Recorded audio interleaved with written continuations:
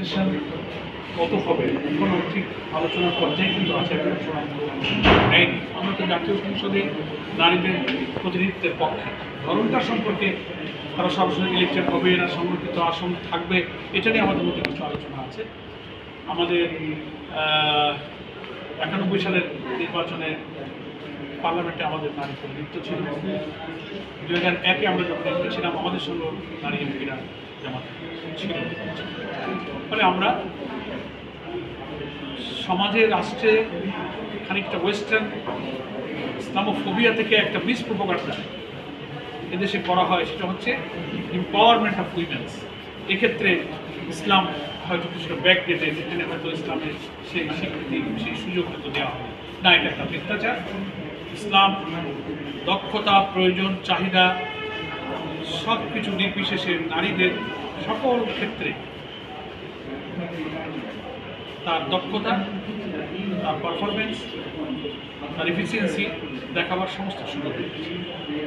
সেখানে একটা সীমারেখা বলতে শালীনতা, ভদ্রতা, নৈতিকতা, একটা সীমা তো বিনা মুসলিম প্রত্যেকের মধ্যে আছে।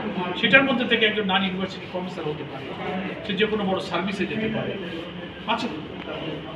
এই জন্যই আমরা বলেছি যে যেমন ইসলামীতে সংগঠনের লিডারশিপের যে পার্সেন্টেজ, সেখানে আমাদের তারা প্রায় 43-44% তারা ইচ্ছে। আমাদের সুদা আছে, তারা বিভিন্ন জায়গায় পরিষদে আছে, লিডারশিপে আছে।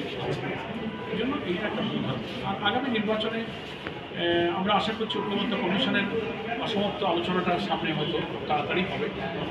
সেখানে আমরা আমাদের ভূমিকা রাখবো এবং নারীদের অংশগ্রহণটা কীভাবে আমাদের জন্য দেশের উপযোগী করে যথার্থ করা যায়, আমরা সেখানে প্রয়োজনীয় ভূমিকা রাখবো এবং সেখানে আমাদের অবদান থাকবে। একটু ইন্টারভিউ, আপনি যেটা বলছেন যে 300, যদি আমি ধরি প্রচলিত নিয়মে 300 আসনের ক্ষেত্রে হয়, সেই ক্ষেত্রে কেমন সংখ্যা থাকতে পারে? না, 300 আসনে তো যে কেউ ইলেকশনে দাঁড়াতে পারে, পুরুষ এবং মহিলা পক্ষে। বাট আপাতত বলা আছে যে 50টা আসন মহিলাদের জন্য রিজার্ভ। এখানে 100 করা না করা নিয়ে আলোচনাটা। 300 আসনের ক্ষেত্রে সেখানেও কি আসলে নারী পার্টিসিপেট থাকছে কিনা?